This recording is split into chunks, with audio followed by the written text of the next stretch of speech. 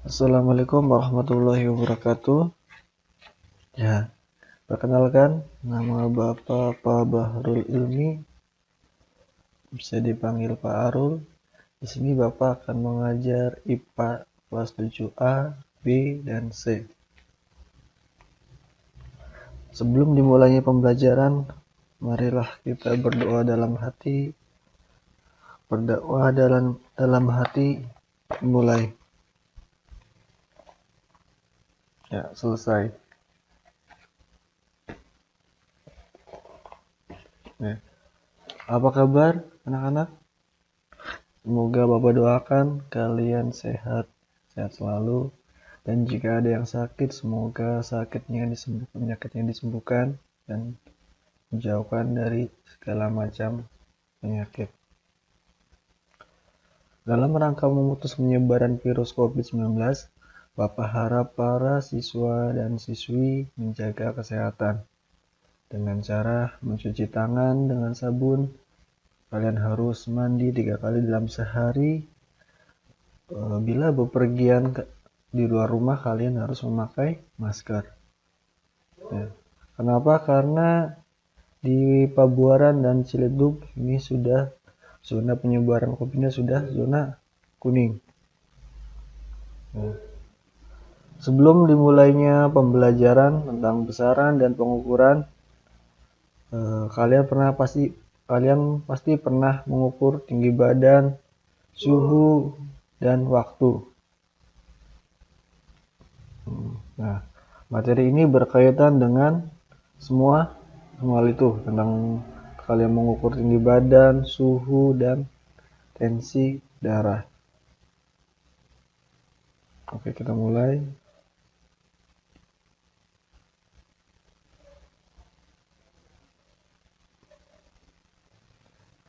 Materi IPA kelas 7, besaran dan pengukuran.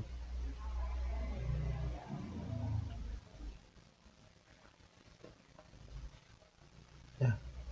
Tujuan pembelajaran kali ini, yang pertama, siswa dapat mendefinisikan objek pengamatan dalam IPA. Yang kedua, siswa dapat memahami tentang pengukuran, satuan baku, dan satuan tak baku. Yang ketiga, siswa dapat membedakan penerapan besaran pokok dan besaran turunan. Nah, sebelum kita belajar tentang besaran dan pengukuran, nah kalian pasti sudah tahu ya, IPA itu adalah ilmu yang mempelajari tentang alam. Ya. Ilmu IPA itu dibagi menjadi 4 macam.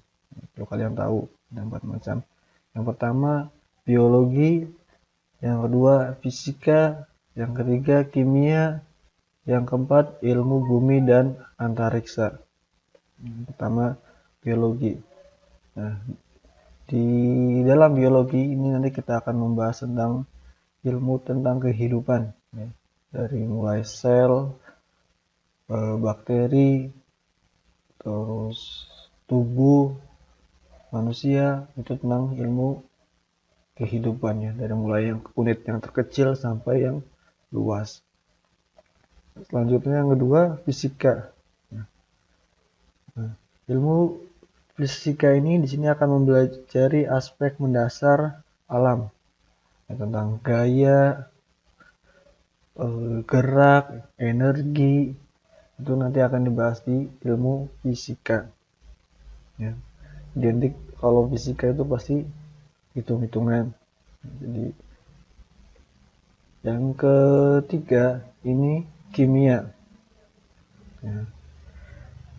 Ilmu kimia ini meliputi penyelidikan tentang penyusun dan perubahan zat. Nanti kalian akan belajar tentang zat asam, zat basah, netral, besi kenapa bisa karatan, karena korosi. Yang keempat, ilmu bumi dan antariksa. Nanti kalian akan belajar tentang sistem tata surya. Ada matahari, ada bumi, bulan, bintang. Nanti kita akan belajar di ilmu bumi dan antariksa.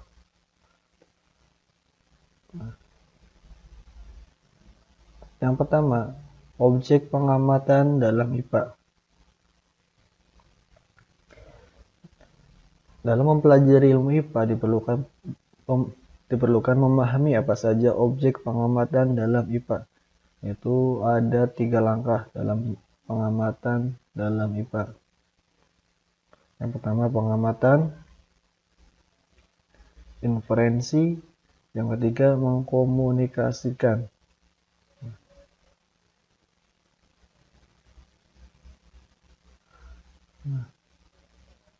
Objek pengamatan dalam IPA yang pertama adalah pengamatan. Di sini kalian nanti akan mengamati suatu benda atau suatu benda ya, suatu benda itu diamati dengan alat indera dan menggunakan alat ukur yang sesuai. Itu namanya pengamatan. Misalnya kalian mengamati lebar meja itu menggunakan alat ukur yang sesuai, yaitu dengan penggaris atau mistar. Yang kedua itu langkahnya adalah inferensi. Nah, inferensi ini adalah merumuskan hasil data. Setelah kalian mengamati, pasti nanti kalian akan merumuskan apa saja yang kalian temukan dalam pengamatan itu, atau kalian menganalisis, namanya inferensi. Dianalisis. Selanjutnya yang ketiga adalah dikomunikasikan. Mengkomunikasi atau menyampaikan hasil dari pengamatan, baik dengan lisan maupun tulisan. Ya, perhatikan gambar berikut ini.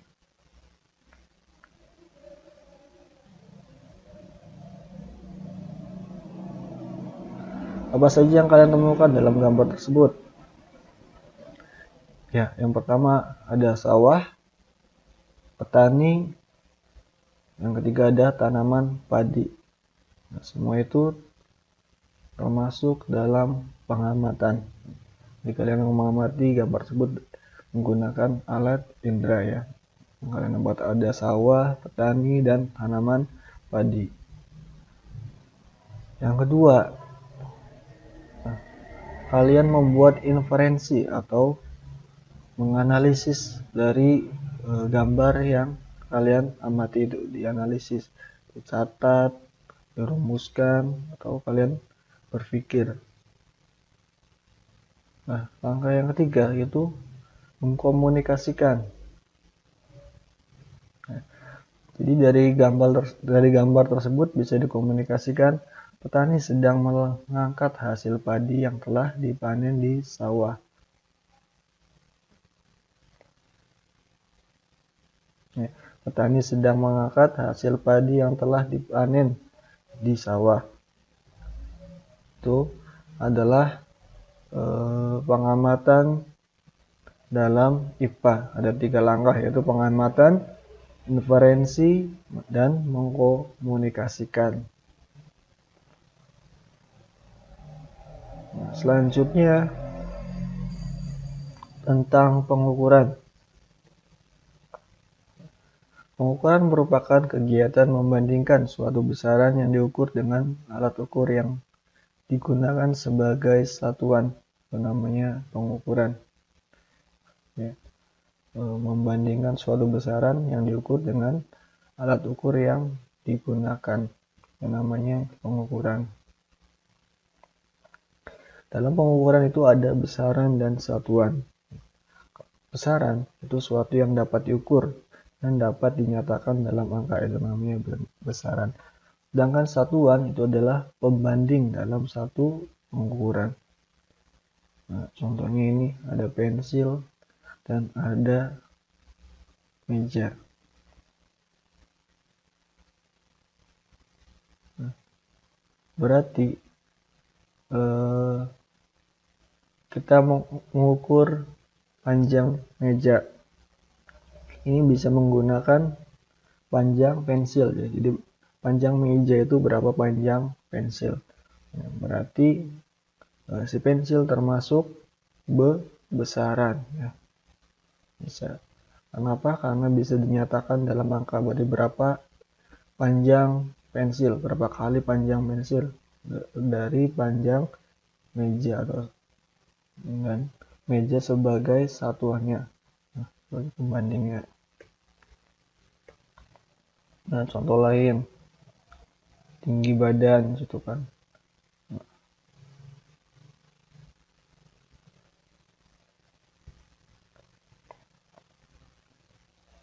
Ada orang mengukur panjang meja menggunakan penggaris, berarti satuannya itu adalah penggaris, sedangkan meja sebagai pembanding.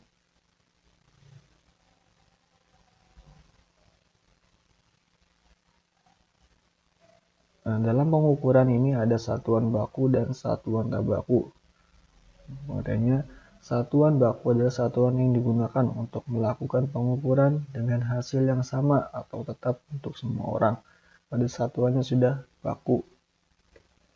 Nah, contohnya satuan dari panjang ini adalah meter, satuan dari waktu ini sekon atau detik, suhu itu adalah satuannya Kelvin, ini sudah baku, sudah tetap, tidak bisa dirubah-rubah. Misalnya kalian mengukur luas meja, itu pasti satuannya panjang ya. Kadang kalau di penggaris itu masih satuannya sentimeter, berarti kalian harus dirubah ke satuan bakunya. Satuan bakunya panjang itu adalah meter. Nanti dirubah menggunakan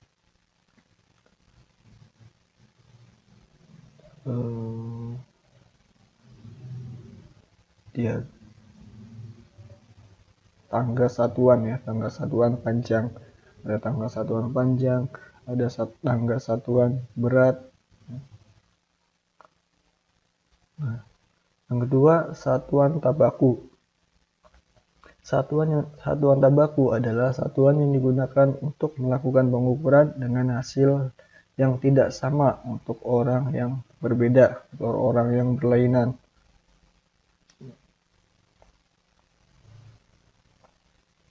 Nah, contohnya jengkal, depa, hasta, dan langkah kaki. Kenapa? Karena setiap depa, setiap orang itu berbeda ya, tidak sama, ada yang panjang, ada yang pendek.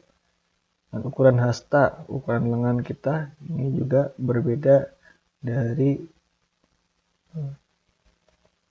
berbeda ya, bermacam-macam ukuran lengan kita. Kemudian jengkal kita, panjang jari kita itu tidak sama ya pada orang lain.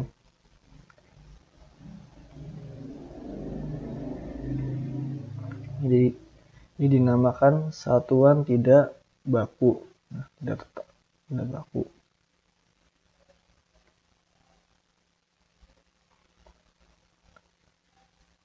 Yang terakhir tentang besaran pokok dan besaran turunan. Besaran pokok adalah besaran yang satuannya telah didefinisikan terlebih dahulu. Sudah didefinisikan. Besaran pokok ini ada 7. Sudah pokok ada 7, ada panjang, ada massa, ada waktu, suhu, kuat arus, jumlah molekul zat, intensitas cahaya. Ini adalah 7 besaran pokok yang telah didefinisikan.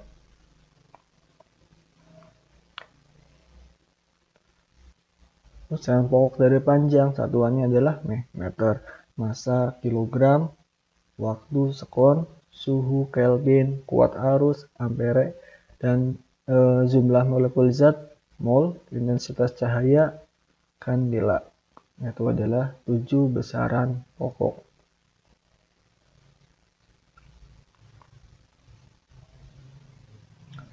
Selanjutnya adalah besaran turunan.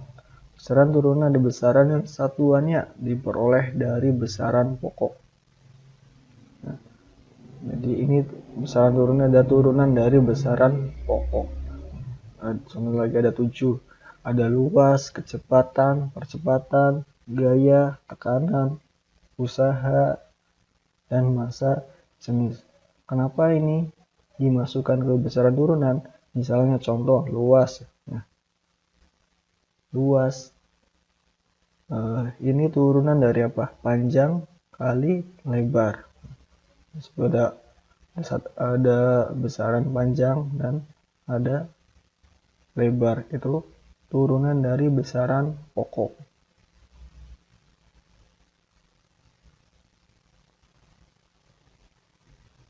Ya, bisa dipahami. Bila nanti ada pertanyaan, disambung lagi di grup WA. Ya. Sekian dari Bapak. Wassalamualaikum warahmatullahi wabarakatuh.